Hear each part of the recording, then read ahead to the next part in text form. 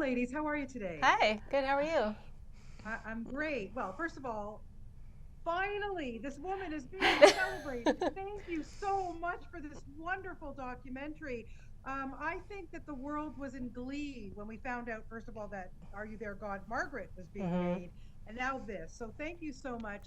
And Davina, let's start with you because I want to know how this all came about because I can't imagine that for years people have been wanting to do a documentary about Judy, but she clearly entrusted you ladies. What was it about you ladies that she thought, okay, I'm going to sit down and talk to them? It was a long courtship over 2 years. I reached out to her initially in 2018 after hearing one of her audiobooks on a road trip with my kids from Brooklyn to Nova Scotia, and needed a way to entertain. And I heard her voice for the first time, and it just struck me like that there's a woman with a story behind these books that I loved so much as a kid, and I didn't know anything about her. So I sort of poured my heart out to her in a letter, and she wasn't sure. She was hesitant. I think she knew that if she was going to do it, she was going to just really do it fully and be her true, honest self, and she knew what kind of commitment that would be. So she was really hesitant, and I just kept checking in every few months, gently but persistently. And Judy keeps saying that she really admires and appreciates persistence. And I guess eventually, building a team, Leah got involved, and Imagine Documentaries got involved, and I think that gave Judy a huge comfort that it would happen in a big way. It wasn't just this independent filmmaker, doing it slowly over many, many years. So all those things, it all sort of came together wonderfully. We're so grateful that she agreed. The short version is that Davina's from Canada. That's what sold her on it. She's from Toronto, and that was totally why Judy said yes. You're my Toronto sister then. That's awesome. Yeah. That's awesome. Listen, okay, look, I grew up with her. I will never forget reading her books. I was one of those scholastic book clubs. Yes. Right? Yes. Everything. Okay. Yeah.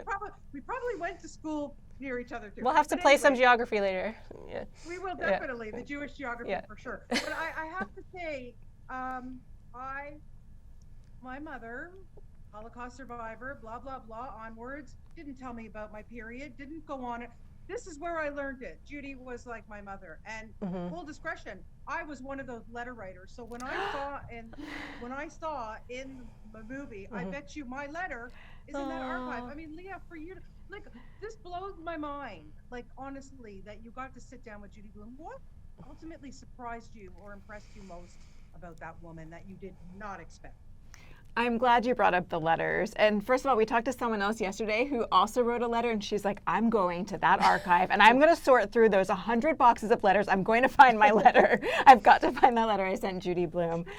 The letters were always going to be such an important part of the film, but I think what surprised us was the depth of her connection to some of the letter writers, the decades she corresponded with some of them, and the extent to which she was involved in their lives and helping them through the hardest times of their childhood and adolescence. That was extraordinary. We were blown away when we started talking to the two women that Judy introduced us to, Lori Kim and Karen Shillstrom, and we heard their story and started to understand how deep an impact Judy had on their lives and who they became. Amazing. Yeah. It just really is amazing. I really honestly wish I had a half an hour more with you. But Davina, you can wrap it up because I want to know, once it was all finished and Judy sat down and watched the entire documentary, what was her reaction to it? That was one of the scariest moments. It's always the scariest moment as a filmmaker when it's time to show the film to your subject. She keeps saying, "Who is that woman?" I think to look back on a life, and especially to see it condensed into 97 minutes, it's surreal and it's really emotional for her. She says every time she watches, she gets emotional. I think it's hard for her to process how giant her impact has been. It's how do you make sense of that when you're the person who has impacted so many millions of readers?